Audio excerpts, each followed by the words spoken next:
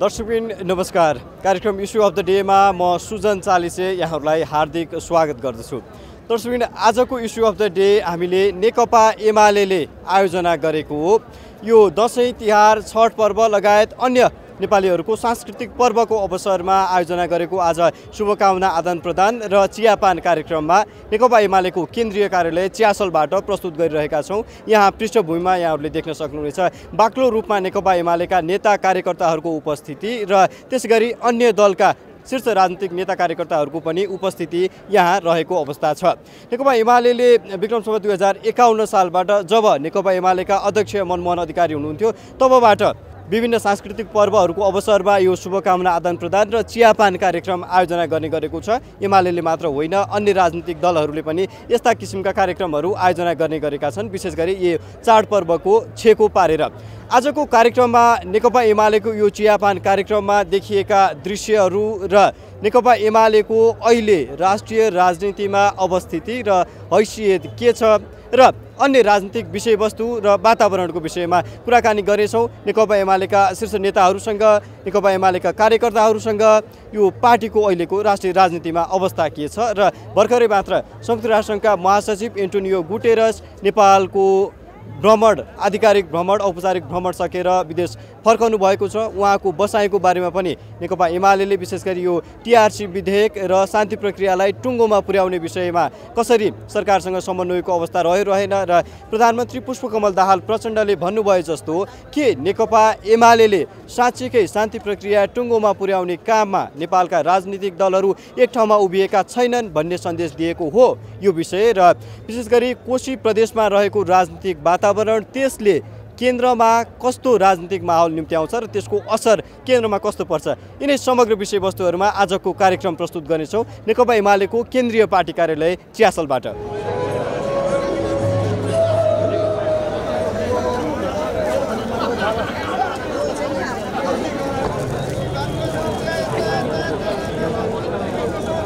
हामीसँग नेकपा एमालेका महासचिव शङ्कर पोखरेल हुनुहुन्छ। उहाँलाई यो आजको चियापान कार्यक्रम तथा शुभकामना आदान प्रदान कार्यक्रमको विषयमा छोटो अन्तर्क्रिया गर्ने प्रयास गर्नेछौँ। यहाँलाई स्वागत छ। हजुर, धन्यवाद। आजको कार्यक्रमको बारेमा पहिला छोटकरीमा ब्रिफ गरिदिनु अनि खास गरी हाम्रो पार्टीका पूर्व अध्यक्ष, नेपालको कम्युनिस्ट आन्दोलनका संस्थापक नेताहरूमध्येका एक, जो नेपालको कम्युनिस्ट आन्दोलनको इतिहासमा प्रथम कम्युनिस्ट प्रधानमन्त्रीका रूपमा चिन्नुहुन्छ, मनमोहन अधिकारीले आरम्भ गर्नुभएको चियापान कार्यक्रमलाई हामीले निरन्तरता दिँदै आएका छौँ। आज हाम्रो पार्टी अध्यक्ष केपी शर्मा ओलीका तर्फबाट हामीले चियापान कार्यक्रमको आयोजना गरेका छौँ। खास गरी नेपालका सांस्कृतिक पर्वहरू बडा दशैं, तिहार, छठ, नेपाल सम्वत लगायतका पर्वहरूको उपलक्ष्यमा शुभकामना आदान प्रदान गर्ने सन्दर्भमा यो कार्यक्रमको आयोजना गरिएको छ। हामीले हाम्रो पार्टीका नेता कार्यकर्ताहरू, विभिन्न राजनीतिक दलका नेताहरू, त्यसपछि नेपालको प्रशासनिक क्षेत्रमा रहेका व्यक्तित्वहरू, समाजका प्रतिष्ठित व्यक्तिहरू र विदेशी कूटनीतिक नियोगका प्रतिनिधिहरूलाई आमन्त्रण गरेका छौँ। अहिले हामी हाम्रो पार्टीका कार्यकर्ताहरूको जमघट भइरहेको छ। 2:30 बजेपछि हामी अन्य राजनीतिक दलका नेताहरूलाई आमन्त्रण गरेका छौँ। त्यसपछि 3 बजे पछाडि कूटनीतिक क्षेत्रका प्रतिनिधिहरूको उपस्थिति हुनेछ। आजको समयमा चाहिँ राष्ट्रिय राजनीतिमा पनि र पार्टीभित्र आन्तरिक रूपमा पनि मेलमिलापको अलिकति अभाव जस्तो देखिरहेको अवस्थामा यस्ता कार्यक्रमहरूले कतिको सहयोग गर्छ? निश्चित रूपमा यसले के हुन्छ भन्दाखेरि राजनीतिक दलहरू मात्रै होइन, समाजका विभिन्न तबकाहरूका बिचमा चाहिँ हार्दिकता पैदा गर्ने, खास गरी हाम्रो समाजमा सामाजिक एकता र सद्भावलाई खलबल्याउने प्रकारका जुन प्रकारका क्रियाकलापहरू भइरहेका छन्, त्यसलाई तोडेर चाहिँ एकता र सद्भाव कायम गर्ने कुरामा पनि यसले महत्त्वपूर्ण योगदान गर्दछ। अर्कोतर्फ चाहिँ पछिल्लो समय सांस्कृतिक मूल्यहरूको विघटनको जुन प्रक्रिया सुरु भएको छ, त्यसलाई रोकेर नेपालको मौलिक संस्कृतिहरूको जगेर्ना गर्ने कुराहरूमा यस प्रकारका कार्यक्रमहरूले महत्त्वपूर्ण भूमिका निर्वाह गर्दछ र म सबैलाई यी पर्वहरूको उपलक्ष्यमा बडा दशैं, दीपावली, छठ लगायतका पर्वहरूको उपलक्ष्यमा हार्दिक शुभकामना दिन चाहन्छु। पटक चाहिँ अलिकति तपाईँहरूले नेकपा एकीकृत समाजवादीलाई पनि अध्यक्षज्यू लगायत सम्मानित नेताज्यू लगायत सांसद मन्त्रीहरूलाई पनि निमन्त्रणा गर्नुभएको छ। यसले दिन खोजेको सन्देश के हो? हामीले त खास गरी पार्टीमा अवैधानिक तरिकाबाट गरिएको विभाजनको हामीले विरोध गरेका थियौँ। जब उहाँहरू निर्वाचनको प्रक्रियाबाट निर्वाचित भएर आउनुभयो, जनताले उहाँहरूलाई जुन हैसियतको स्थान दिएका छन् त्यसका आधारमा सम्बोधन गर्नुपर्दछ भनेर हामीले चाहिँ निर्वाचन पछाडि नै एकीकृत समाजवादी पार्टीलाई पार्टीका रूपमा मान्यता दिँदै आएका छौँ। हाम्रो आपत्तिको विषय भनेको चाहिँ गैर कानुनी र असंवैधानिक तरिकाबाट चाहिँ पार्टी विभाजन गर्ने कुराप्रतिको असहमति हो।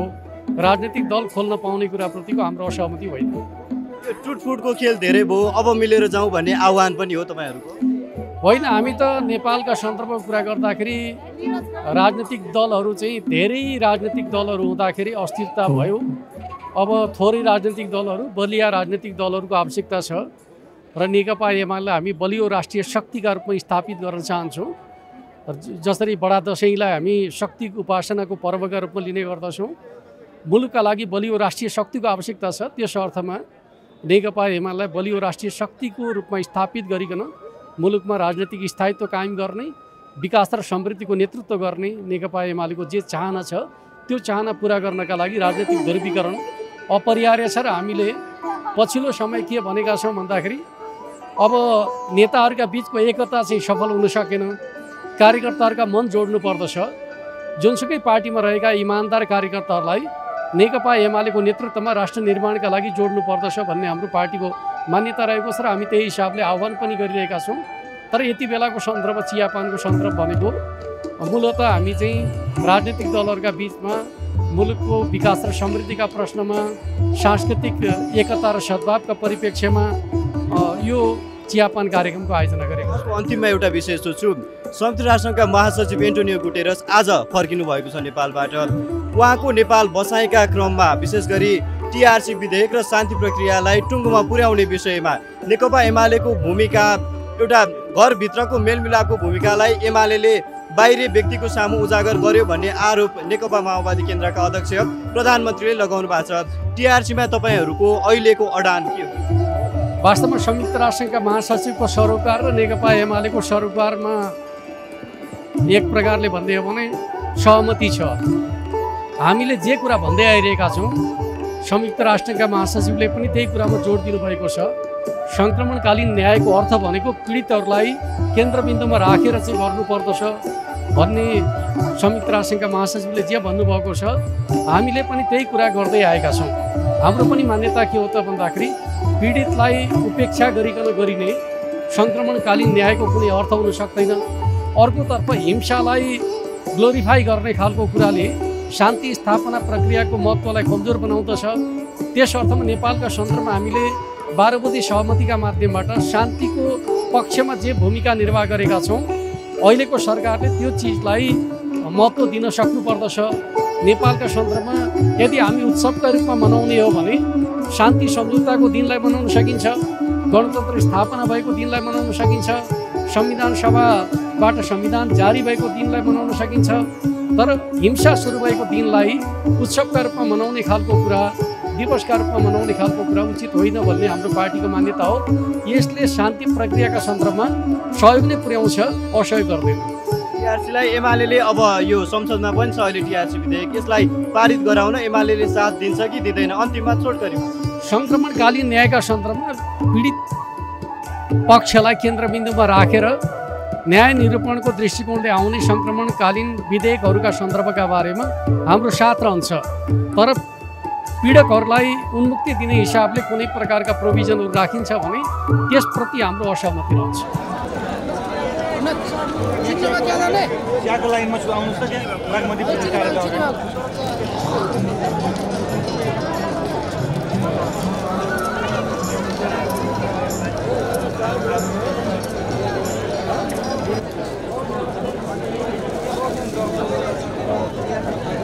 दर्शक मसँग हुनुहुन्छ नेकपा एमालेका सचिव योगेश भट्टराई। आजको यो चियापान कार्यक्रम र अन्य समग्र राजनीतिक माहौल अहिले नेपालमा जस्तो भइरहेको छ, यो विषयमा छोटकरीमा कुराकानी गर्ने प्रयास गर्नेछु। सर्वप्रथम उहाँलाई स्वागत गर्छु। यहाँलाई स्वागत। हस्, धन्यवाद।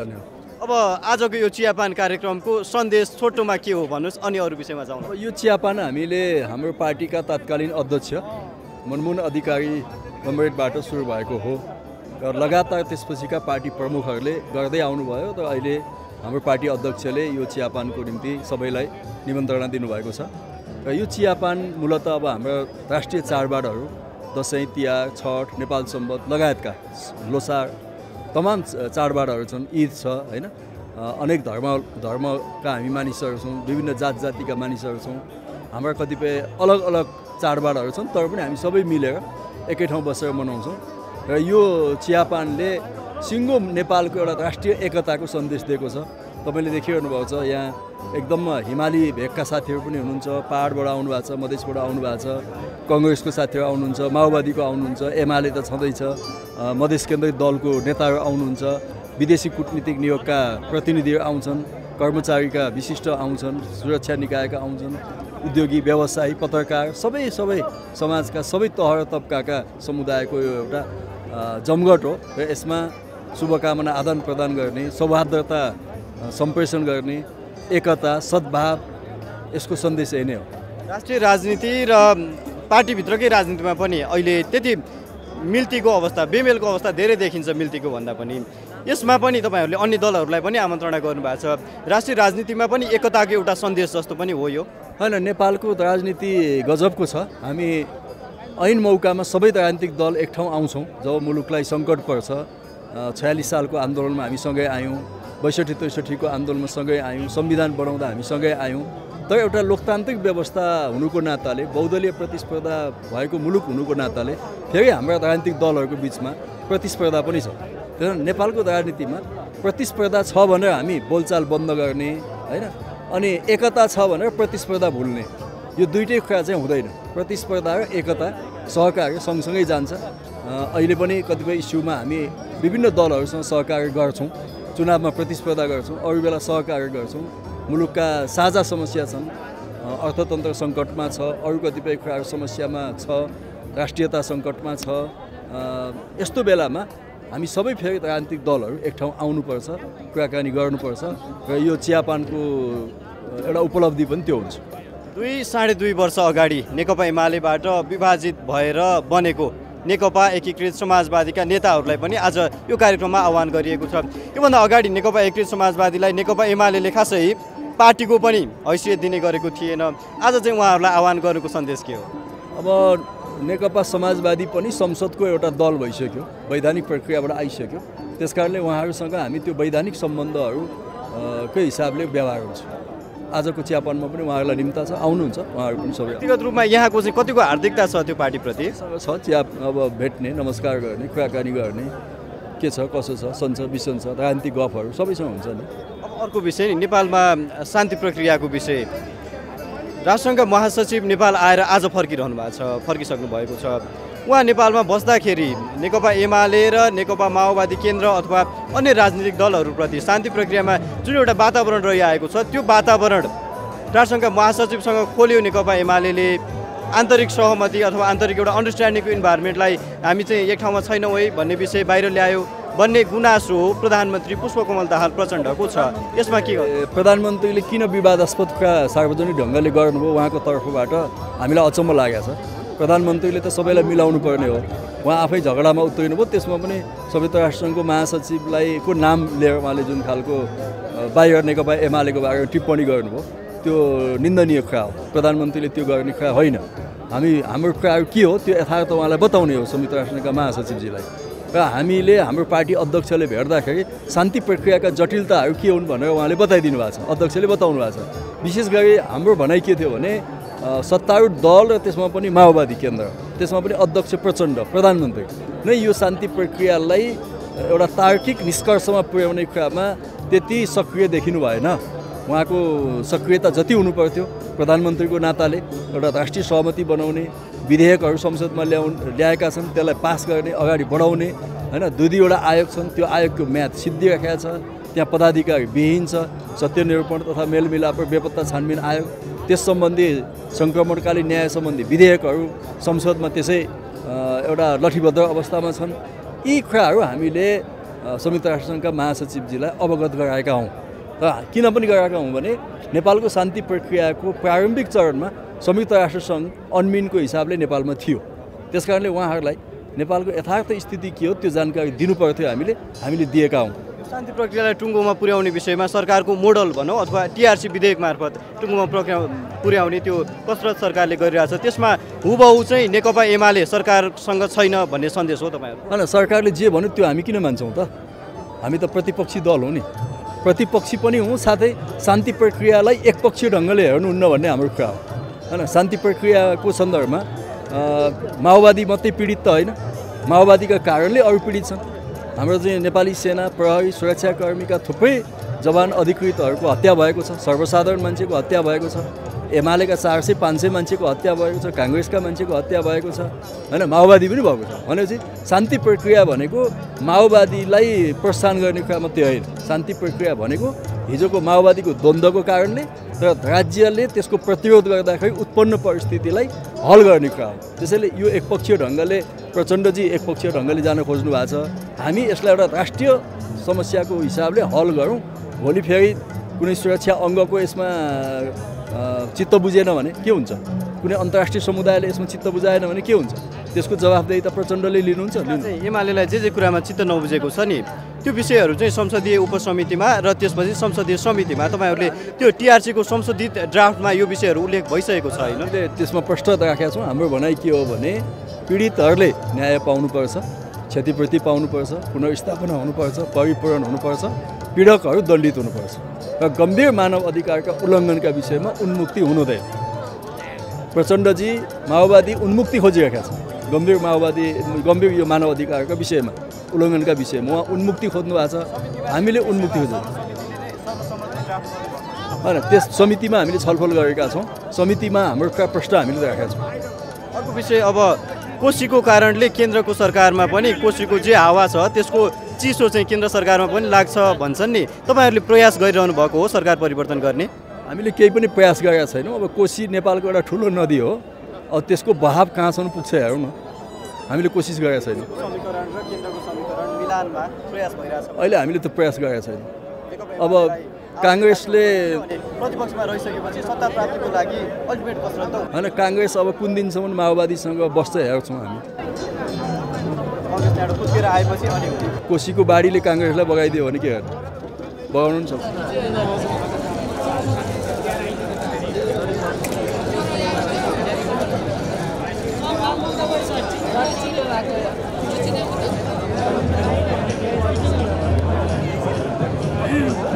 संयुक्त राष्ट्रसङ्घका महासचिवको नेपाल भ्रमणमा मुख्य विषय नै थियो शान्ति प्रक्रियालाई टुङ्गोमा पुर्याउने विषय। त्यसमा तपाईँहरूको अध्यक्षसँग उहाँको अन्तर्क्रिया पनि भयो, भेटघाट छलफल पनि भयो।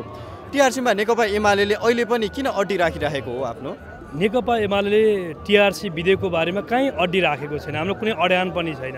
हाम्रा केही आधारभूत विषयहरूमा चाहिँ हामीले ख्याल गरेका छौँ, ध्यान दिएका छौँ। जस्तो 2063 साल मङ्सिर 5 गते विस्तृत शान्ति सम्झौता भयो। 6 महिनाभित्र द्वन्द्वका सबै घाउहरूलाई बिट मार्ने कानुन बमोजिम त्यसलाई टुङ्ग्याउने भनेर भनियो, तर 17 वर्ष पुग्न लाग्यो, निरूपण हुन सकेन। अहिले हामीले मसिनोसँग काम गरिरहेका छौँ। संसदको कानुन न्याय तथा मानवाधिकार समितिले यसलाई असाध्यै महत्त्वका साथ टिआरसी बिललाई काम गरिरहेको पनि अवस्था छ। हामीले उपसमिति पनि बनाएर काम गऱ्यौँ र यसमा म अलिक अझै साँगुरो गरेर भन्न चाहन्छु, त्यो उपसमितिले केही आधारभूत विषयहरूमा हाम्रा केही रिजर्भेसनहरू छन्, प्रश्नहरू छन्। जस्तो मानुस एमाले अहिले उठाएको विषय के हो भने यो टिआरसी विधेयक टुङ्गो लाग्दै गर्दा सङ्क्रमणकालीन न्याय भनेको पीडितलाई केन्द्रमा राख्नुपर्छ भन्ने कुरा हो। पीडितलाई थप पीडा दिएर यो सङ्क्रमणकालीन न्याय निरूपण हुन सक्दैन, पहिलो कुरा। दोस्रो कुरा, अन्तर्राष्ट्रिय मानवतावादी कानुन विपरीत गएर नेपालको टिआरसी विधेयक पारित हुँदैन, त्यो बनाउन सकिँदैन। एमालेको मत यहाँनिर हो। तेस्रो कुरा, हिजो द्वन्द्वको बेलामा युद्ध अपराधमा जोडिएका गम्भीर मानवाधिकार उल्लङ्घनसँग जोडिएका पीडकहरूलाई पीडाको प्रकृतिको आधारमा सजायको तहमा ल्याउनै पर्छ, त्यो कुरा हामीले उठाएकै छौँ। अर्को गम्भीर कुरा भनेको सत्यको अन्वेषण, पीडितलाई परिपूर्ण र क्षतिपूर्ति र पीडकलाई पीडा दिएको प्रकृतिको आधारमा कानुनी कठघरामा ल्याउने र पीडित र पीडकलाई अन्तर्गुलन गराएर समाजमा अर्को द्वन्द्वको पुनरावृत्ति हुन सक्दैन भन्ने कुराको कानुन बमोजिमको एसुरेन्स गराउने यो कुरामा एमाले दृढ छ। त्यसकारण म भन्न चाहन्छु त्यसकारण आजसम्म सरकारले के गर्यो? सरकार हाम्रो यो कुरामा तयार छैन। सरकार पीडितलाई होइन पीडकलाई प्रोत्साहित गर्न चाहन्छ। अन्तर्राष्ट्रिय कानुन बमोजिम होइन, आफ्नो स्वार्थ बमोजिम, सत्ता अनुकूलता बमोजिम टिआरसी विधेयक अगाडि बढाउन चाहन्छ। यसमा हाम्रो सहमति छैन। हिजो गुडरेसले पनि यो कुरा जोड्नु भयो। गुडरेसले संयुक्त संसदको बैठकलाई उहाँले प्रश्न के भन्नुभयो भने टिआरसी विधेयक अगाडि बढाउने, शान्ति प्रक्रिया निष्कर्षमा पुर्याउने काममा नेपाल लागेको छ, तर भिक्टिमलाई केन्द्रमा राख्नुहोस्, अन्तर्राष्ट्रिय मान्यताहरूलाई ख्याल गर्नुहोस्, सर्वोच्च अदालतका हिजोका भर्डिकहरूलाई ख्याल गर्नुहोस् भनिसकेपछि एमाले राखेको मान्यता भावना बमोजिम र संयुक्त राष्ट्रसङ्घको महासचिवले पनि भन्नुभएको छ। उहाँप्रति हामी आभार पनि व्यक्त गर्न चाहन्छौँ। चारवटा विषय छ नि, यो चाहिँ टिआरसी संसदीय उपसमिति र संसदीय समितिमा छलफल गरेर तपाईँहरूले यसको सर्वसम्मत रूपमा ड्राफ्ट तयार पारिसक्नु भएको होइन? अब त शीर्ष अनुमोदन मात्र बाँकी हो। फेरि पनि यो विषय माओवादीले मानेन अथवा सरकारले मानेन भनिरहन मिल्छ? हो, सरकारले बातमा बनाउनु पर्ने कुरा होइन। आज पनि भन्न चाहन्छु, यो टिआरसी विधेयक संसदमा सरकार अहिले पनि मेजोरिटीमा छ, बहुमतमा छ। अल्पमत र बहुमतको कोणबाट पास गर्न अहिले पनि सक्षम छ। त्यो बाटोबाट जान चाहन्छ भने उसको लागि बाटो खुला छ। तर यो टिआरसी विधेयक सहमतिबाट जान चाहन्छ भने पीडितलाई केन्द्रमा राख्ने कि नराख्ने हामी सरकारलाई प्रश्न गर्न चाहन्छौँ। पीडितलाई केन्द्रमा राख्ने हो कि पीडकलाई उन्मुक्ति दिने हो? सरकारसँग हाम्रो प्रश्न छ। अन्तर्राष्ट्रिय मानवतावादी कानुनसँग हामी जोडिएर ख्याल गर्न पर्छ पर्दैन? सरकारलाई हाम्रो प्रश्न छ। सर्वोच्च अदालतले गरेका हिजोका नजिरहरूलाई आत्मसात गर्ने कि नगर्ने, यो कुरामा हाम्रो सरकारलाई प्रश्न छ।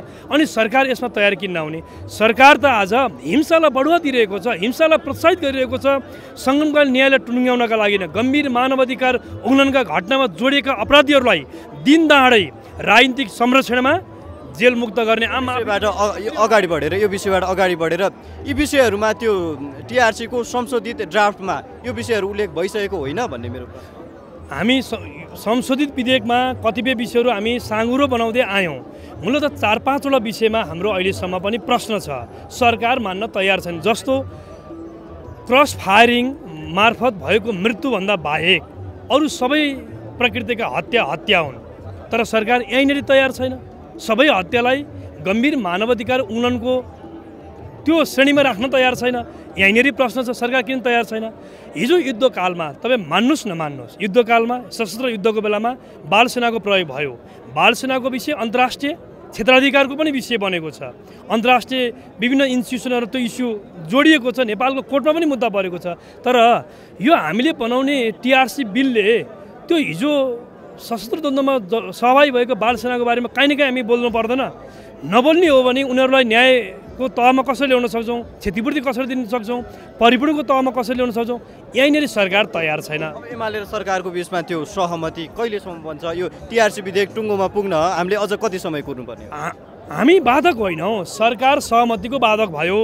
सरकार, मैले भने सरकार जब हिंसाको ब्यानर छोड्न म तयार छु भनेको भोलिपल्ट टिआरसी बिल पारित हुन्छ। सरकार, म तपाईँलाई भन्न चाहन्छु, वर्तमान सरकार र वर्तमान माओवादी केन्द्रका अध्यक्ष, सरकारको नेतृत्व प्रधानमन्त्री टिआरसी बिललाई सर्वसम्मति अगाडि बढाउन चाहनुहुन्न। उहाँ शान्ति प्रक्रियालाई टुङ्गोमा पुर्याउन चाहनुहुन्न। उहाँको व्यवहारबाट त्यो देखिन्छ, उहाँको गतिविधिबाट त्यो प्रमाणित हुन्छ। किनभने उहाँ अहिले पनि नेपालको शान्ति प्रक्रियालाई चुनावी मसला बनाएर निर्वाचनमा उहाँले चुनाव जित्नका लागि दाउपेचको विषय बनाउन खोज्दै हुनुहुन्छ।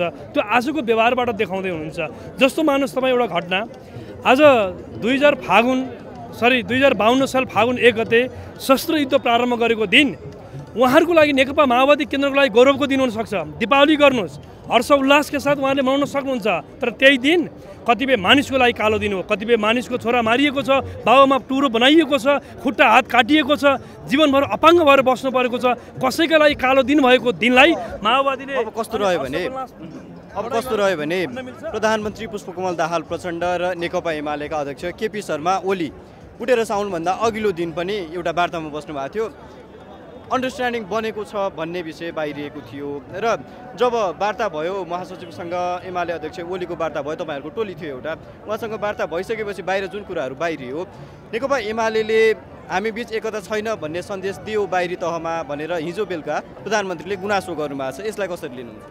हामी अहिले पनि के भन्न चाहन्छौँ भने गुड्रेससँग मात्रै होइन, सिङ्गो देश दुनियाँलाई सबैलाई र हामी प्रष्ट भाषामा के भन्न चाहन्छौँ, नेकपा एमाले हिंसाको ब्यानर अस्वीकार गर्छ। यो सरकार हिंसाको ब्यानर माया गरेर काखी च्यापेर हिँड्छ, हिंसालाई प्रोत्साहित गर्छ। हाम्रो भनाइ यही नै हो। अहिले पनि टिआरसी विधेयकको विषयमा सरकार हामी के भन्दैछौँ भने पीडितलाई न्याय दिनुपर्छ, सरकार पीडकलाई उन्मुक्ति दिनुपर्छ भन्छ। सरकार के नयाँ खालको द्वन्द्वलाई फेरि पनि प्रशय गर्न चाहन्छ? हामी द्वन्द्वका सबै खालका घाउहरू भिट मारुन्, नयाँ द्वन्द्वको पुनरावृत्ति नहोस्, समाजमा पीडक र पीडितलाई एक प्रकारले अन्तर्गुलन गराउँ भन्ने कोणमा छौँ। यसमा एउटा ग्याप रहेका कारणले गर्दा त्यो ग्याप छचर्किएको विषय हो। यसलाई साँगुरो बनाउने कुरा, राजनीतिक वातावरण बनाउने कुरा त्यो त सरकारको दायित्व कुरा हो। सरकार किन तयार छैन? अघिल्लो पटकको संसदमा तपाईँ त हुनुहुन्न थियो जब नेकपा एमाले र नेकपा माओवादी केन्द्रको बीच एकता भएको थियो, नेकपा बनेको थियो। नेकपा बन्दाखेरि चाहिँ यही सङ्क्रमणकालीन न्यायको विषयलाई जतिसक्दो छिटो टुङ्ग्याउँ भन्ने नेकपा एमाले तर्फबाट पनि माओवादी तर्फबाट पनि त्यो विषय अगाडि बढेको थियो। अहिले तपाईँहरू प्रतिपक्षमा हुनुहुन्छ, यो विषयले केही तपाईँहरूको अन्डरस्ट्यान्डिङमा फरक परेको त होइन? होइन, हामी हिजो टुङ्ग्याउँदा पनि पीडितलाई केन्द्रमा राखेर अन्तर्राष्ट्रिय मानवतावादी कानुनलाई केन्द्रमा राखेर सर्वोच्चको भडिकलाई ख्याल गरेर हामी गर्न खोजेका हौँ। तर कमरेड प्रचण्डले त्यति बेला सरकारको नेतृत्व गरेको आफ्नै पार्टीको अध्यक्षलाई असफल बनाउनका लागि जस केपी ओलीको पोल्टामा पर्छ भन्ने त्रासका कारणले गर्दा उहाँले शान्ति प्रक्रिया टुङ्ग्याउन नदिएको होइन, अवरोध उहाँले गर्नुभएको होइन। म अहिले पनि भन्न चाहन्छु, उहाँ इमान्दारिताका साथ शान्ति प्रक्रिया टुङ्ग्याउने पक्षमा हुनुहुन्न। उहाँ स्टन्ट गर्दै हुनुहुन्छ, पोलिटिकल मार्केटिङ गर्दै हुनुहुन्छ। म शान्ति प्रक्रिया टुङ्ग्याउन खोजेको तर एमाले दिएन भनेर मिथ्या कपोलकल्पित भ्रामक कुरा उहाँ गर्दै हुनुहुन्छ। र हामी यसमा के क्लियर छौँ भने तीनटा विषयमा हामी कसैसँग हामी कुनै धाक धम्की प्रलोभन कुनै पनि खालको दबावबाट हामी तीनटा कुरा छोड्दैन। एउटा पीडितलाई केन्द्रमा राख्ने कुरा, अर्को अन्तर्राष्ट्रिय मानवतावादी कानुनलाई हामीले सम्मान गर्ने कुरा, अर्को भनेको नेपालको सर्वोच्च अदालतले दिएका फैसला भडिकहरूलाई नजिरहरूलाई स्वीकार गर्ने कुरा। योभन्दा बाहिर गएर हामी कुनै पनि प्रकारको धाक धम्की कुनै पनि हिसाबबाट हामी जोडेर अगाडि बढ्दैछ। उहाँले सद्भाव दिनुभयो, त्यो नै सबभन्दा ठुलो कुरा हो। र नेपालको शान्ति प्रक्रिया टुङ्ग्याउने कुरामा हाम्रो चाहिँ कस्तो खालको सहयोग जरुरी हुन्छ, हामी साथमा छौँ है भन्नुभयो। टुङ्ग्याउने त हामीले हो। फेरि यदि हामी कसैले महासचिव आउनुहुन्छ संयुक्त राष्ट्रसङ्घका र उहाँले नै कुनै एउटा रेसिपी दिएर कुनै एउटा प्रेस्क्राइब गरेर यत्रो 17 वर्षसम्म नटुङ्गिएको विषय चाहिँ महासचिवको चाहिँ उसबाट एउटै भ्रमणबाट टुङ्गिहाल्छ भन्ने ढङ्गले बुझ्यौँ भने हामीले यो प्रक्रिया नेपालका राजनीतिक दलहरूको नेतृत्वमा हुने प्रक्रिया हो भन्ने चाहिँ नबुझेको ठहर छ। त्यसो भएर उहाँले भन्नु स्वाभाविक थियो, हाम्रा केही सम्बन्ध उहरू पनि ठिकै थिए।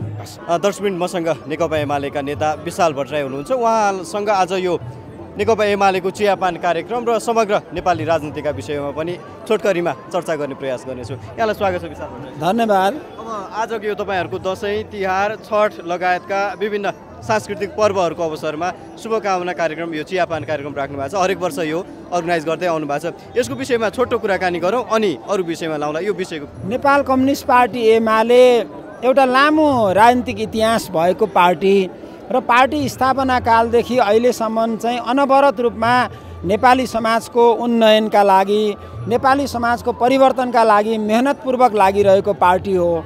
नेपाली समाजमा यता केही समयदेखि सामाजिक सद्भाव भड्काउने, जातिहरूको बिचमा द्वन्द्व फैलाउने, दलहरूको बिचमा अनावश्यक द्वन्द्व फैलाउने, विदेशीहरूको हस्तक्षेप हुने लगायतका असाध्यै अतिवादी बाटोमा नेपाली समाज लान प्रयास गरिएको छ।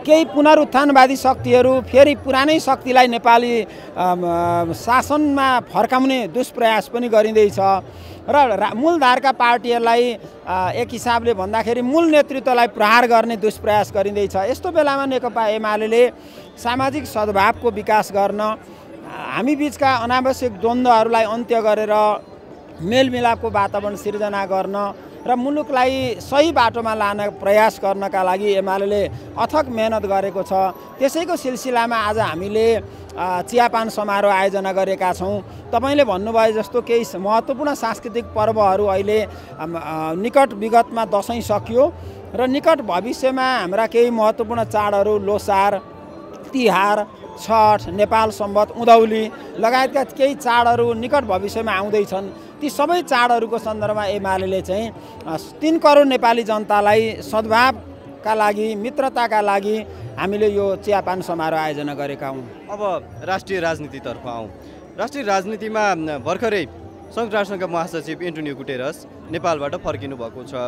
उहाँको भ्रमणको विभिन्न प्राथमिकताको विषयमध्ये टिआरसी विधेयक जो नेकपा एमालेसँग जोडिएको विधेयक र हिजो प्रधानमन्त्रीले चित्त दुखाइ पनि गर्नुभएको छ। टिआरसीमा जसरी हाम्रो आन्तरिक विषय थियो त्यो विषयलाई राष्ट्रसङ्घका महासचिवका अगाडि चाहिँ नेकपा एमाले अलिकति विरोधाभासपूर्ण रूपमा प्रस्तुत गर्यो, सरकारलाई अप्ठ्यारो पार्न खोज्यो भन्ने आपत्ति प्रधानमन्त्रीले जनाउनु भएको छ।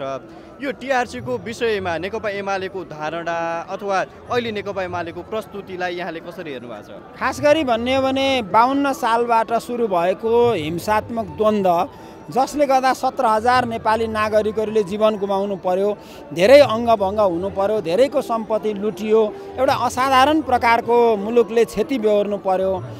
यो क्षतिलाई परिपूर्ण गर्नका लागि अथवा त्यसलाई सदाका लागि त्यो हिंसाका असरहरूलाई अन्त्य गर्नका लागि हामीले सत्य निरूपण तथा मेलमिलाप आयोग गठन गऱ्यौँ।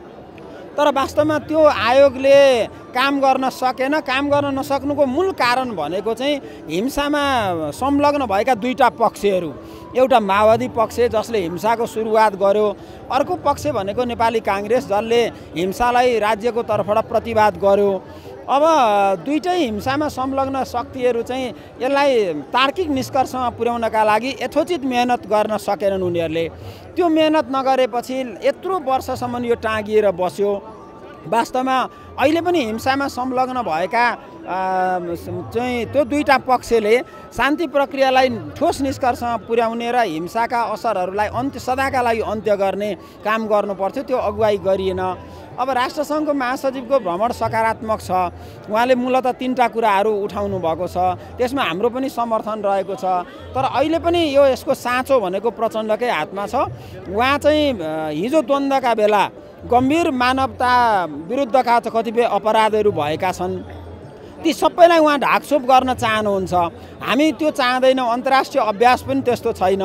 गम्भीर प्रकारका मानवता विरुद्धका अपराधहरूलाई चाहिँ कुनै न कुनै रूपमा वास्तवमा पीडितहरूले न्याय पाउनुपर्छ भन्ने पक्षमा एमाले छ। त्यही कुरा एमाले उठाएको हो। राष्ट्रसङ्घको महासचिवलाई पनि एमाले त्यही भन्यो, संसदमा भन्यो, बाहिर भन्यो, सबै ठाउँ एमाले त्यही कुरा भनेको छ। प्रधानमन्त्रीको अध्यक्ष ओलीसँगको भेटघाट अहिले पछिल्लो समय तीव्रता पाइरहेको छ। महासचिव आउनुभन्दा अघिल्लो दिन पनि उहाँहरूको भेटघाट भएको थियो। यो विषयमा लगभग एउटा अन्डरस्ट्यान्डिङ बनेको भन्ने आम बुझाइ थियो। तर महासचिवसँगको भेटघाटमा चाहिँ त्यस्तो देखिएन होइन। हाम्रो एउटै कुरा भनाइ के छ भने हिंसाका सबै असरहरू अब न्यूनीकरण गर्नुपर्छ र सदाका लागि हामीले शान्ति प्रक्रियालाई तार्किक निष्कर्षमा पुर्याउनुपर्छ भन्ने नै हो। त्यो हलो अड्काएर गोरु पड्काउने काम चाहिँ कमरेड प्रचण्डले गर्नुभएको छ, माओवादीले गरेका छ। किनभने उहाँहरू हिजोका गम्भीर अपराधहरू लुकाउन चाहनुहुन्छ। हामी त्यो चाहँदैनौँ। चाहे त्यो अफ्रिकाको चाहे अरू हिंसामा संलग्न भएका राष्ट्रहरूका उदाहरण पनि काफी छन्। त्यसो भएको हुनाले हिंसालाई चाहिँ फेरि पनि बढावा दिने गरी जनयुद्ध दिवसको रूपमा उहाँहरूले जुन चित्रण गर्ने प्रयास गर्नुभएको छ एमाले त्यसको विरुद्धमा छ। त्यसो भएको हुनाले हामी चाहिँ राष्ट्रसङ्घको महासचिवलाई पनि हामीले त्यही हाम्रो पार्टीको अध्यक्षले त्यही भन्नुभएको छ। हामी यसलाई निष्कर्षमा पुर्याउन चाहन्छौँ, तर अपराधहरू लुकाएर होइन, न्याय दिने गरी गर्नुपर्छ भन्ने पक्षमा हो। अर्को विषय चाहिँ आजकै चियापानमा तपाईहरूले नेकपा एकीकृत समाजवादीका अध्यक्ष, सम्मानित नेता लगायत सांसदहरू, मन्त्रीहरू त अब सरकारकै तर्फबाट हुने हुनु भइहाल्यो।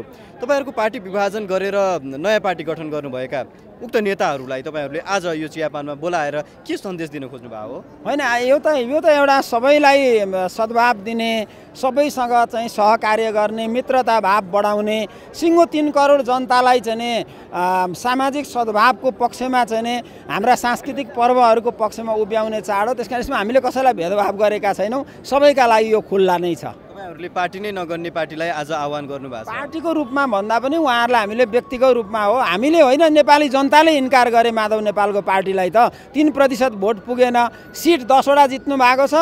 1 सिट जितेको सिके राउतको पार्टी राष्ट्रिय पार्टी छ। 10 सिट जितेको माधव नेपालको पार्टी राष्ट्रिय पार्टी छैन भनेपछि अर्काका भोटले जितेको हो भन्ने कुरा त यसै प्रमाणित छ। त्यसकारण हामीले पार्टीगत रूपमा त माधव नेपालको पार्टीलाई जनताले स्वीकार गरेनन्। अब हामीले के भनिरहनु पर्छ र? एक ठाउँ बसेर जाउँ भन्ने आह्वान। अब एउटा कुरा के हो भने जनताको लेभलमा, कार्यकर्ताको लेभलमा हामी सधैँ खुल्ला छौँ। अब माधव नेपाल प्रचण्ड जस्ता मान्छेहरू ल्याएर केपी ओलीसँग काँधमा काँध जोडाएर कुम जोडाएर राखेर नेता मान्ने पक्षमा अब एमाले पङ्क्ति छैन। अब हामी जनतालाई एकताबद्ध बनाउँछौँ, कार्यकर्तालाई एकताबद्ध बनाउँछौँ। देश र जनतालाई धोका दिनेहरूलाई हामी नेता मान्दैनौँ। अब